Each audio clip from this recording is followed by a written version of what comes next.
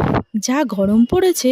এই গরমে ফল আর জল যদি ঠিকমতো না খাই, আমাদের অবস্থা কিন্তু খুব খারাপ।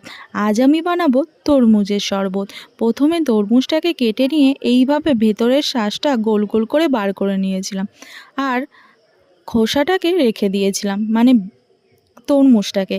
তারপর ওগুলোকে মিক্সার গ্রাইন্ডারে গ্রাইন্ড করে জুসটাকে আবারও ওই তরমুজের খাপের মধ্যে, মানে খোসাটার মধ্যে ঢেলে দিলাম। তার মধ্যে দিয়ে দিলাম একটু দুধ, একটু বিট লবণ। খুব সামান্য জিনিস ব্যবহার করেছি, জুসটা যাতে একটু খেতে ভালো লাগে তার জন্য সামান্য জিনিস ব্যবহার করেছি। এরপর ব্যবহার করেছি সেই বিখ্যাত জিনিস যেটা গরমে খুব প্রয়োজন, একটু বরফ। ঠান্ডা ঠান্ডা না হলে কি আর জুস খাওয়া যায়? তারপর কিছু বরফ টুকরো দিয়ে আমাদের তরমুজের শরবত রেডি।